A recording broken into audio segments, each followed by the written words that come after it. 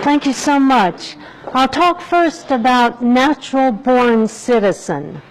Before July the 4th, 1776, everybody born here was born a subject of the King of England.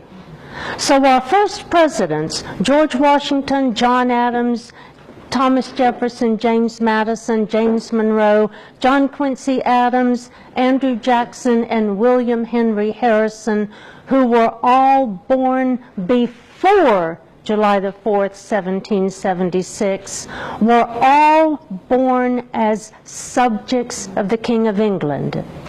These presidents, along with other free Americans, were transformed into citizens on July the 4th, 1776, by means of our Declaration of Independence. So our first presidents were naturalized citizens, and the Declaration of Independence is the act which naturalized them. Now let's look at our Constitution. It was ratified June the 21st, 1788. Article 2, Section 1, Clause 5 says, and I'll read just the first phrase, "No person except a natural-born citizen or a citizen of the United States at the time of the adoption of this Constitution shall be eligible to the office of President." So our first presidents were eligible because they were citizens at the time the Constitution was ratified. The framers knew what a natural-born citizen was, and they knew they weren't natural-born citizens, so they had to exempt their generation from the requirement of being a natural-born citizen. But after that first generation of presidents was gone, all subsequent presidents were required to be natural-born citizens. So what is a natural-born citizen? In order to understand the genuine meaning of a text, we must use the definition the framers use. Otherwise, texts become like Play-Doh. They mean whatever you want them to mean to get the outcome you want. And Congress could change the definition of terms in the Constitution from time to time by passing a law. Well, that's ridiculous. When our Constitution was drafted and ratified, everybody knew what a natural-born citizen was. Vattel defined it in his book, Law of Nations.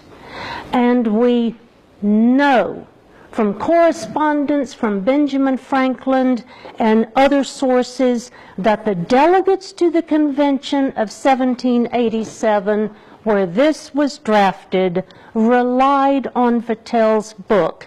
It was a classic, studied in the universities, and everybody knew it. Vattel said that natural-born citizens are those born of parents who are citizens. It is necessary that they be born of a father who is a citizen.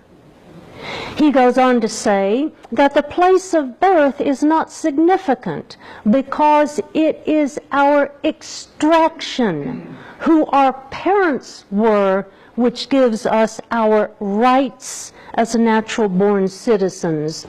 I printed out what Vattel said. It's 2 pages. Contact me and I'll send you the link to this. Our framers were very concerned about foreign influence. They did not want foreigners with shared loyalty to be president. They wanted only natural-born citizens to be president, people who inherited their citizenship from American parents. Another document from the time of our framing is David Ramsay's 1789 dissertation on citizenship. Ramsay was an historian, a founding father, and a member of the Continental Congress. His dissertation on the manner of acquiring the character and privileges of a citizen of the United States was published in 1789. At the bottom of page 6, Ramsay says, quote, "The citizenship of no man could be previous to the Declaration of Independence, and as a natural right belongs to none but those who have been born of citizens since the 4th of July, 1776. So Ramsay sets forth the understanding of the time that a natural-born citizen is one who is born of citizens. So a natural-born citizen inherits his citizenship from his parents.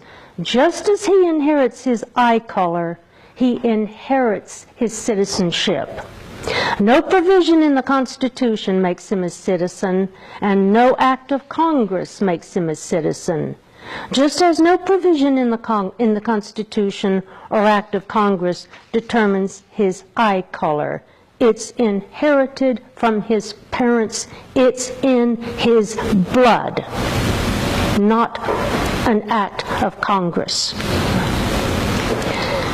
Now let's look at Section 1 of the 14th Amendment. There is a difference between a natural-born citizen who inherits his citizenship from his parents by the laws of nature alone, like eye color, and someone who becomes a citizen by operation of a man-made proclamation or law, such as the Declaration of Independence, a clause in the Constitution, or an act of Congress.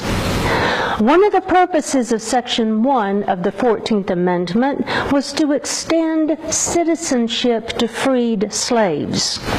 That first generation of freed slaves became citizens by operation of a man-made law, the 14th Amendment.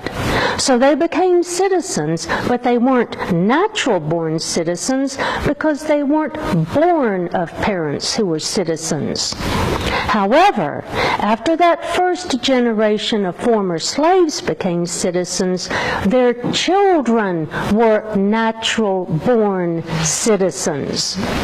So the 14th Amendment has nothing to do with natural-born citizens. The 14th Amendment has to do with the creation of new citizens. Under some people's misreadings of the 14th Amendment, anyone born here is eligible to be president, including babies born to Islamic terrorists. Our framers didn't want that. They wanted only people who were born of parents who were already American citizens to be eligible to be president. And supposedly we would have standards for determining who qualified to be a citizen.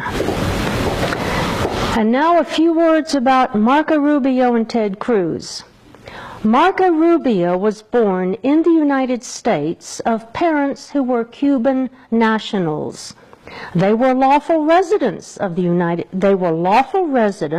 who were subject to the jurisdiction of the United States, but they weren't U.S. citizens when Marco was born. So Marco is not a natural-born citizen. Marco is a naturalized citizen because his citizenship is by operation of a man-made law.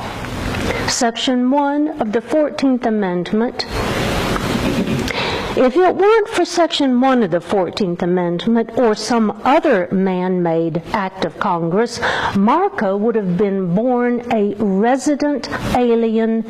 He would have been born with the same status of his parents. Ted Cruz was born in Canada of a father who was a Cuban national or a Canadian citizen and an American-born mother whose status at the time Ted was born is not clear.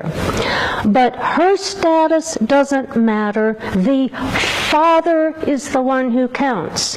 Now, at the time of the framing of our Constitution, the doctrine of coverture was in effect. Under that common law doctrine, husband and wife are one, and the man is the one.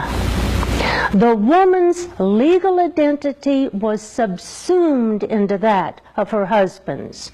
As a holdover from this, married women still sometimes refer to themselves as Mrs. John Smith.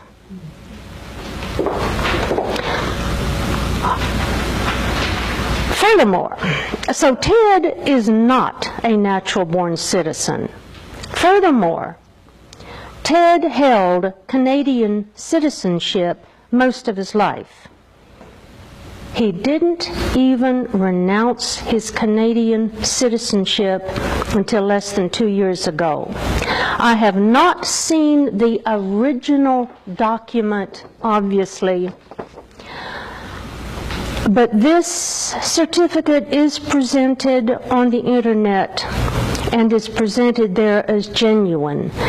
This certificate acknowledges that Ted formally renounced his Canadian citizenship and stopped being a Canadian citizen on May the 14th, 2014.